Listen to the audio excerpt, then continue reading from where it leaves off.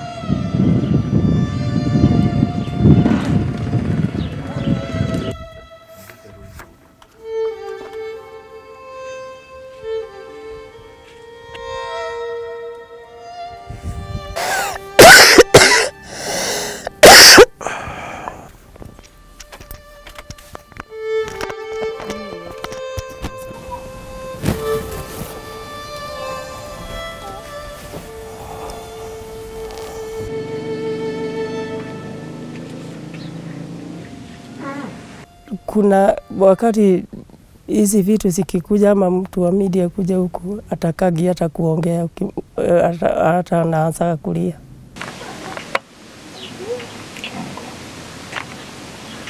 Na kuna wakati alikuwa anauliza huyo mzungu alifanya kwa nini aliua mama yake, alimuua kwa nini? Na kama ameshikwa nikamwambia hajashikwa.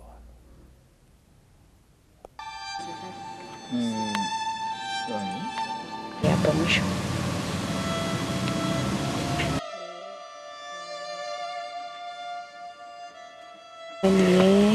Mimi nashukuru.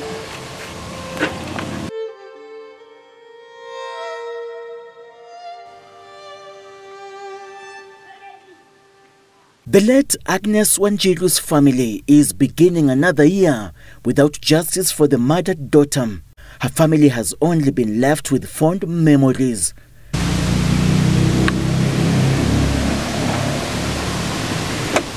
Kutoka hiyo miaka yote kutoka 2012 mpaka sasa tumefika, hao ma-DCI wajafanya hiyo uchunguzi. Na wamewahi kuja huku kwangu wananiuliza mambo, wananiambia wataenda kuharakisha hiyo mambo, mpaka sasa ni kama imenyamaza kabisa. The late Agnes Wanjiru's daughter, who at the time of her mother's death was a year old, is now 13.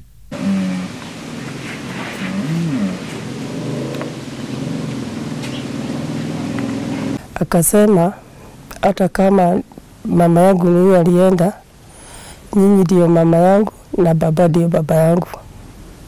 Kamwambia ni sawa.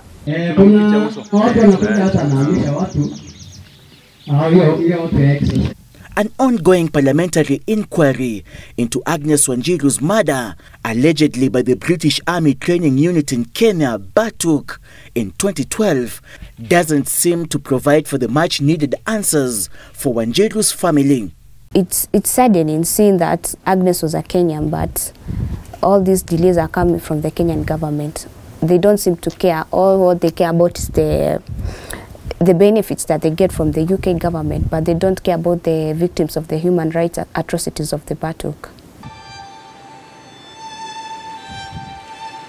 They say that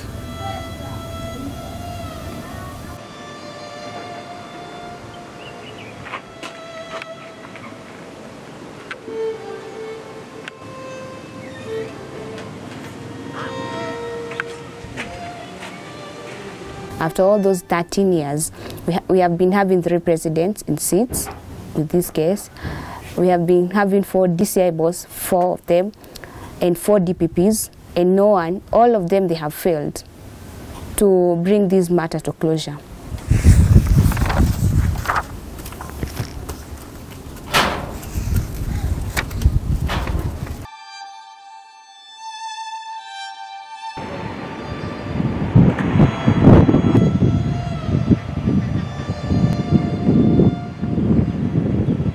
this sisal plantation symbolizes the exact site where the late Agnes Wanjiru's body was laid to rest 12 years ago. However, it is a painful sight for a family that is still seeking justice for their beloved who was murdered in a most gruesome manner by perpetrators who are yet to be brought to book.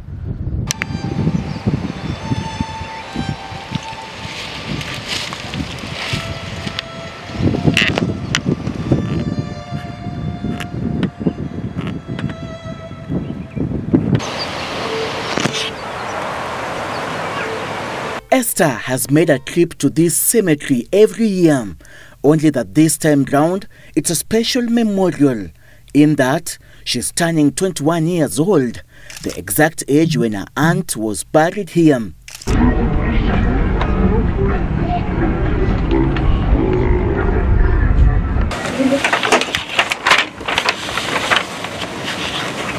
According to an inquest into the death of Agnes Wanjiku Wanjiru, conducted by the then Nanyuki Law Court's Principal Magistrate, Njeri Thuku, Agnes was last seen alive on the night of March 31st, 2012. The deceased was seen walking out of an Nanyuki bar in the company of 2 British soldiers.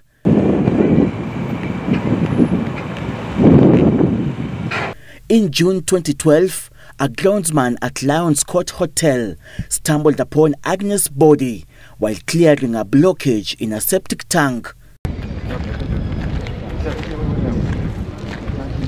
In his submission, the 12th witness, George Njunguna Wangari, the then general manager at Lions Court Hotel, a position he held for 2 years, provided a list with the names of the British soldiers who checked in.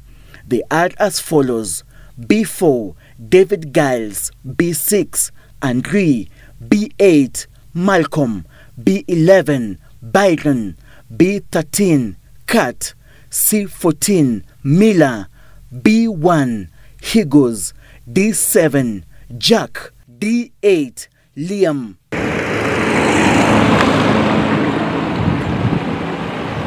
George gave the rooming list as an exhibit.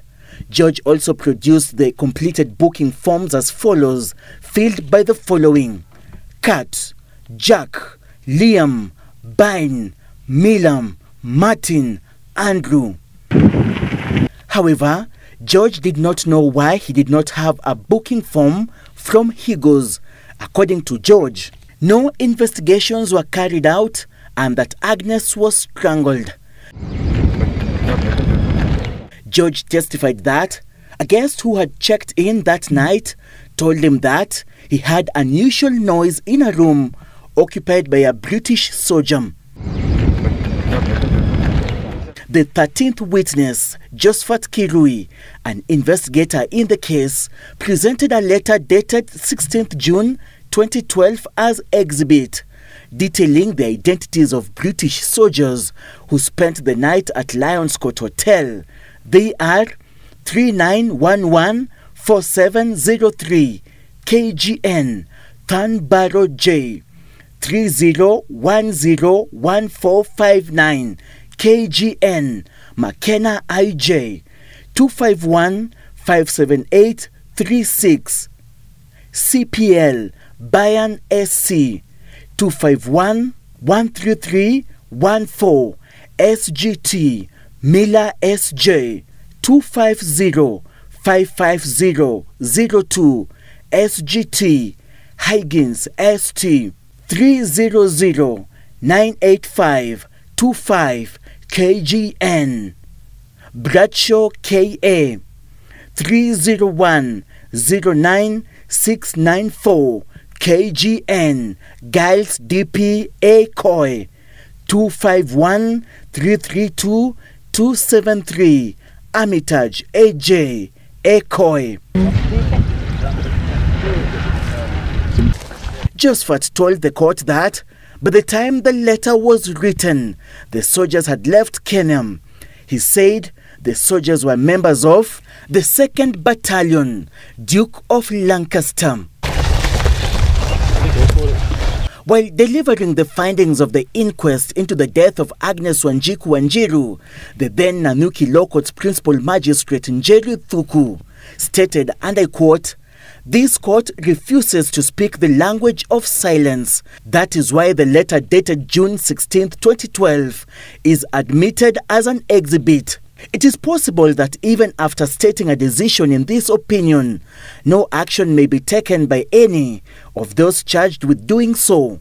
If that be the case, then those who know the fate that befell Agnes on the night of March 31st, 2012 shall be in the hound of heaven. End of quote. There is a serious problem where justice is delayed because they feel they have been denied justice for too long. 12 years. Some witnesses have died. You see the kind of suffering the families are undergoing. And they feel that it is because they are poor, they have meager earnings. That is the reason as to why their case has been delayed for so long.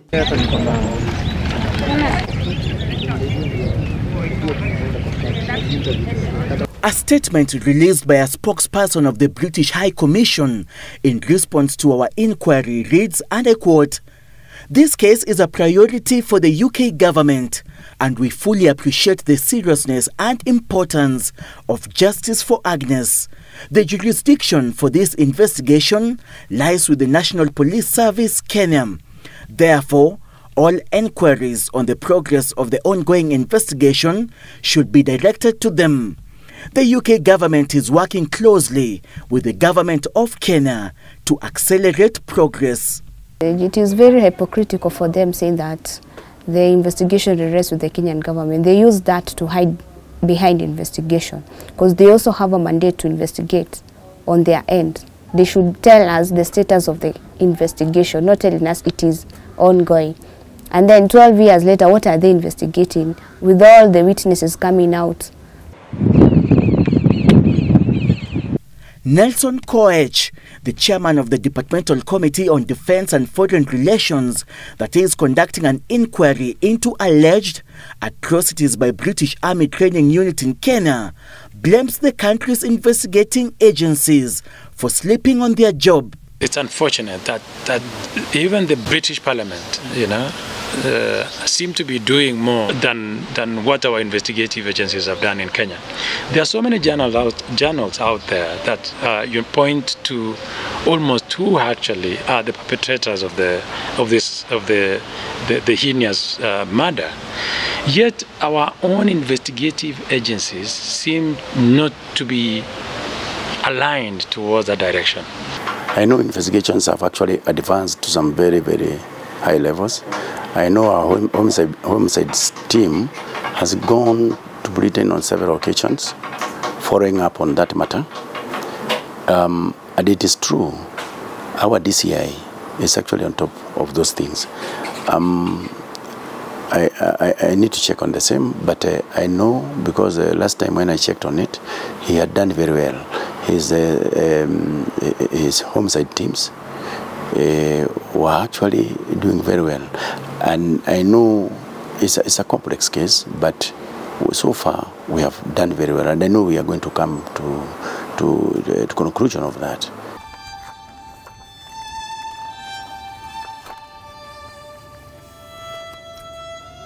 This year, the family of the late Agnes Wanjiru is marking the 13th anniversary since their beloved was plucked away from them in a most gruesome manner.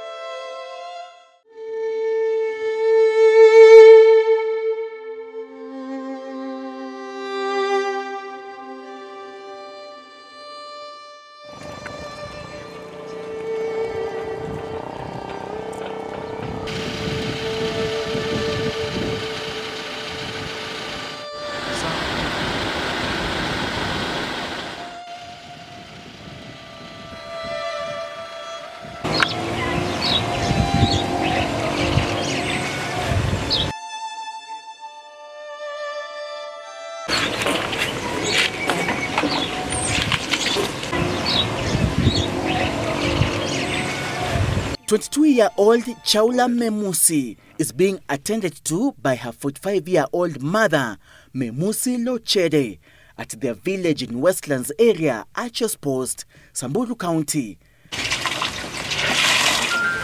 Wakati alipata accident, tukapeleka Kairu hospital. Biriti wakakuja wakalipa hospitali na alikaa 3 years sosi. Wakalipa, wakasema wataki kesi. Wanasema watashughulikia maisha yake. Lakini baada ya kuleta nyumbani, walienda wajarudi tena kushughulika mpaka saa hizi.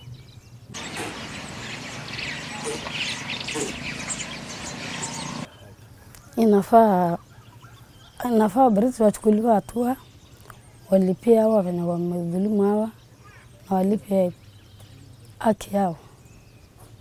According to a medical examination report from the Directorate of Criminal Investigations from the officer commanding police station Archers Post, Samburu County, under OB number 1323-1-2019, dated 23rd January 2019, Shaula Lechode, then 17 years old, was run over by a vehicle while crossing the road, resulting into severe injuries on her head and neck, abdomen, lower and upper limbs. Kwa sababu maisha yanapitia, mpaka mimi nilikuja nikakuwa na ulcers. Nilipata stress mpaka hata sikumbuki kukula, nikapata ulcers hadi nimelala hospitali kwa sababu ya stress ya mtoto. Na wengine wanakosa hata saa hii masomo vizuri kwa sababu ya kutokuwa na nafasi ya kwenda kutafutia.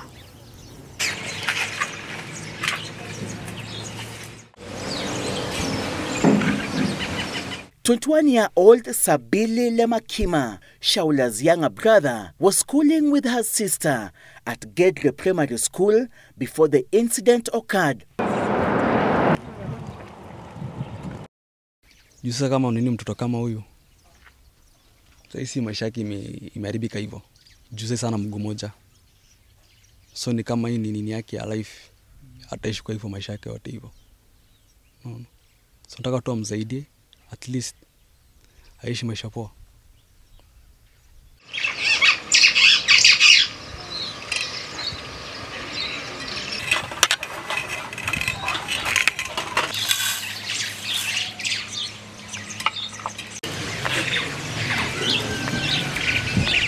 Memusi and her daughter Chauda were among victims who narrated emotional testimonies during a landmark public inquiry into allegations of human rights violation by the British Army Training Unit Kenya, Batuk, in May 2024.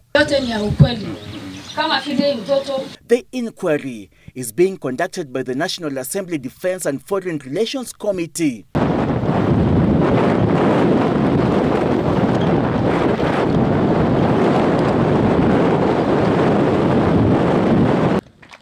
Jamhuri tena. Asante sana. Nyesha mabaka nje raka baka serikali ya joga mate nanu amuma. Nimepakana na Isiolo. Hii ni vile program ilibadilishwa. In Kenya, in the conduct of Batuk in Kenya. Na hapa nataka kuambia kwamba watulie kwa sababu sisi wenyewe tutaiwakilisha kwa bunge, and hii committee ni one of the serious committees. Na tutafanya kazi yetu, tutahakikisha kwamba haki imeweza kufanyika kwa wakaaji wa eneo hili. Wana Mayana na wageni pia wale wako.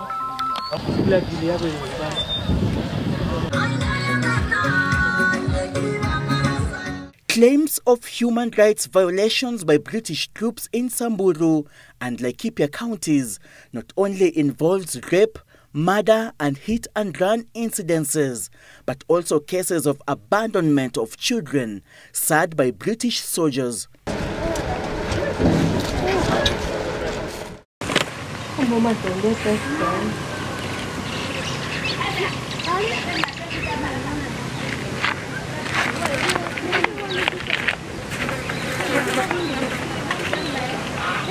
"18-year-old Mariam Juma is one such case.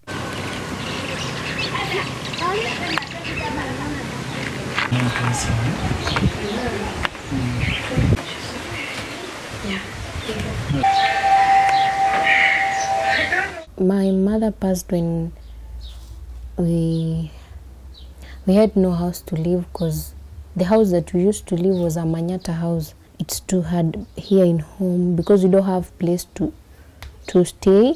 My brothers have not got good education because they have not furthered their education because they lack of school fees.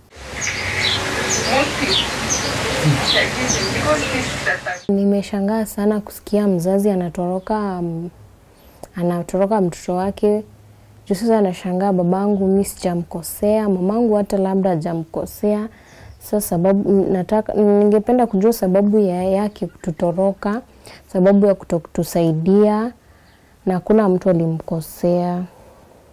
Na sijaisikia mzazi anatoroka mtoto wake cause mtoto ni innocent, hakuna kitu amemfanyia. At the first point pia hajaniona. Ninashangaa mbona alituacha, alitutoroka. I don't know, that is what I'm just ina ring kwa akili yangu. Nashangaa mbona out of the blue aliamua kututoroka. Marian and his elder brother Lomanat hope to build themselves a house one day on this land their late mother left them, amid fears that the local administration intends to forcefully acquire the property. Hii shamba imekaa hivyo bila hakuna nyumba yote. Sasa ni miaka 18 bila huwa tunakomboa tu nyumba kila mahali.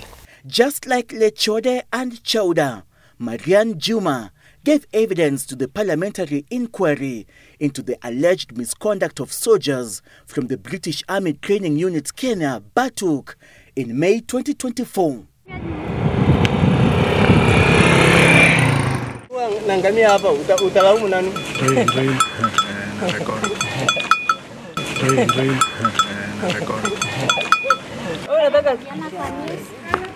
Mimi. Guy.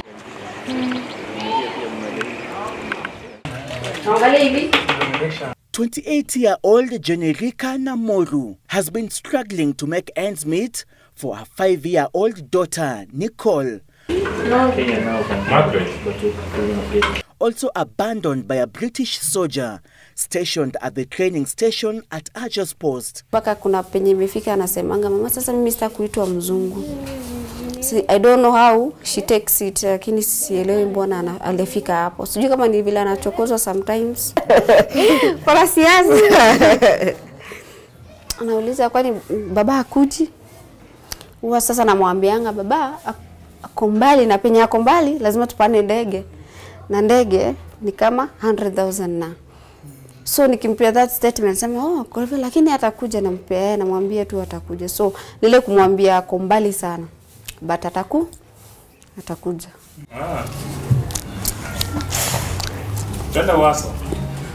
Just like Marianne, Jenerica and a 5-year-old daughter, Nicole, submitted testimony to the Nelson Koech Defense Parliamentary Committee during its public inquiry into the atrocities committed by British soldiers.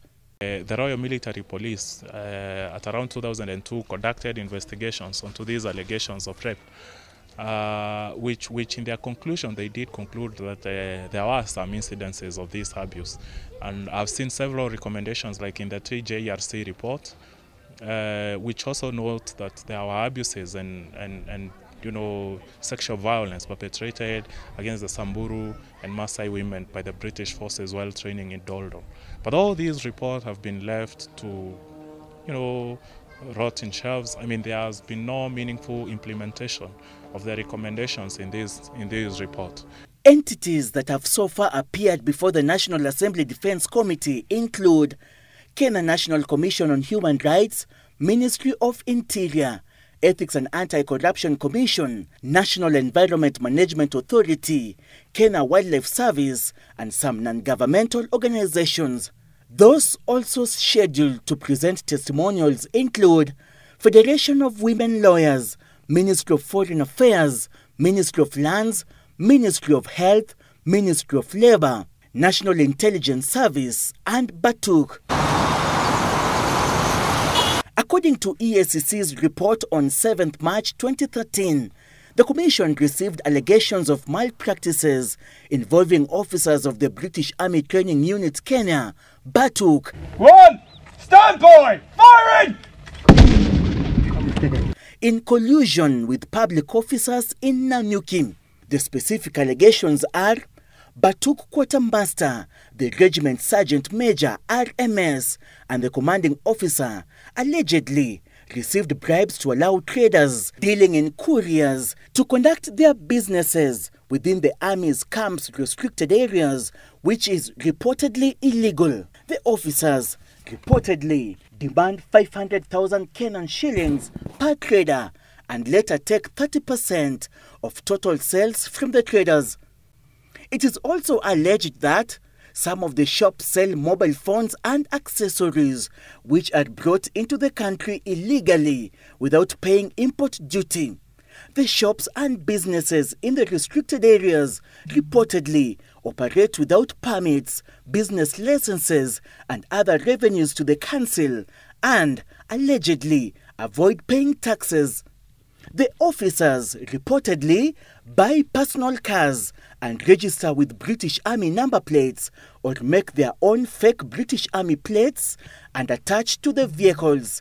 When they leave the country, they sell the vehicles to Kenyans. The regiment sergeant major, who has been at the station for 4 years, is reported to be involved in the illegal trade of smuggled AFCO cigarettes out of the country using Batuk's security containers. These containers are reportedly never inspected by customs officers.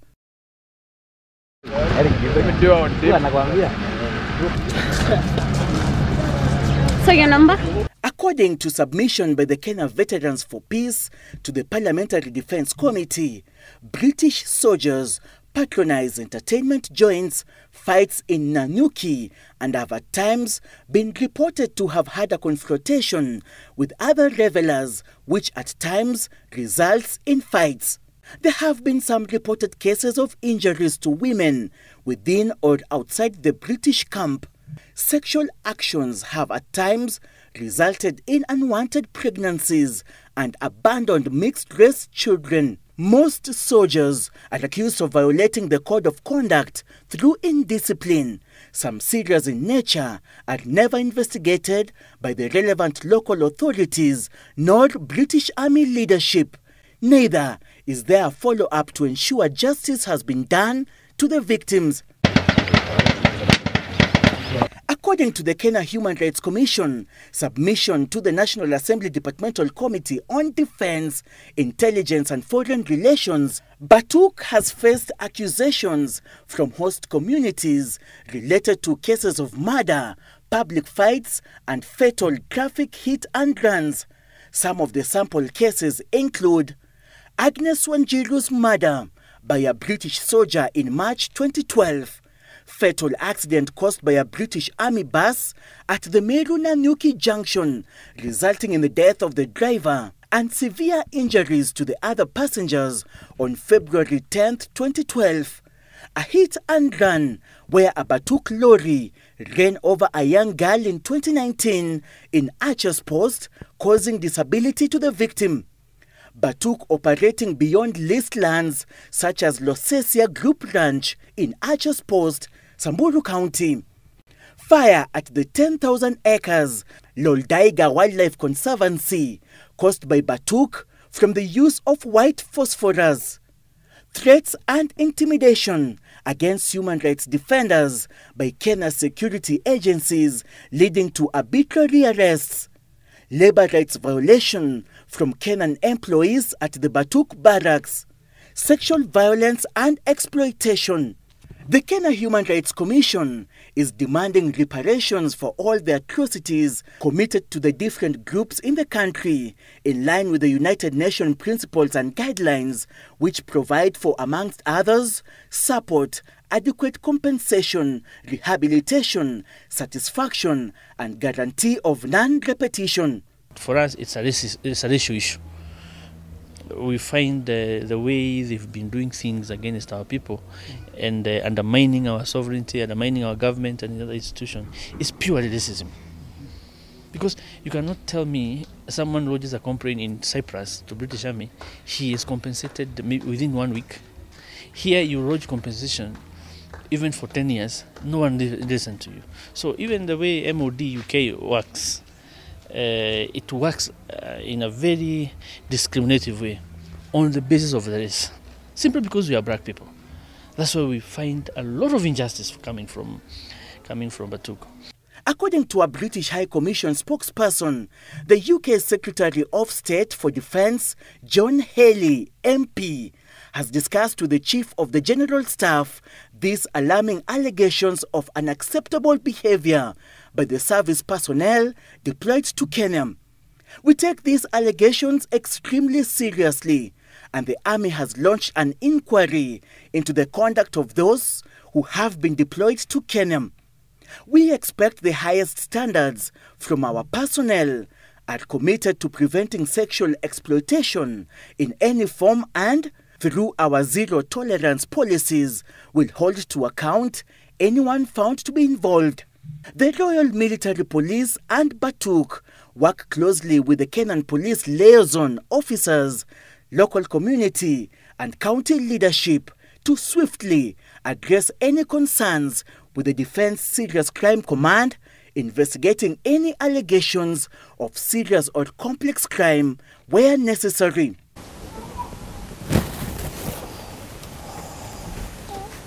However, for the victims of alleged Batuk atrocities, justice remains an illusion, dwindling far from the horizon. But there is hope for the daughters of Samburu and Laikipia counties that the parliamentary committee undertaking an inquiry will bring to book the perpetrators who left permanent scars on them. There seems to be a standoff right now in terms of the Defence Cooperation Agreement between Kenya and the UK, on the basis that, okay, so this is what happened. In the Defence Cooperation Agreement that came before my committee, mischievously, someone had omitted that people who commit murder in Kenya or in the host country to the visiting troops can only be tried in their country. And we said, no, that cannot happen. That is how runaway murder, particularly like this one of Agnes Wanjiru, happened. So we said, no, we will not accept that. What we want to do is to make sure that they are subject to the laws of the land, that is the host country, so that all the visiting troops in Kenya, if they commit acts of murder or manslaughter or any other criminal aspect during their term of training in Kenya, they are supposed to be subjected to our Kenyan laws. For decades now, justice has been elusive for dozens of victims of alleged Batuk atrocities touching on human rights violations. The parliamentary inquiry that is being undertaken by the National Assembly Departmental Committee on Defense and Foreign Relations provides the only hope for victims. Seth Olale, Citizen TV, Archers Post, Samburu County.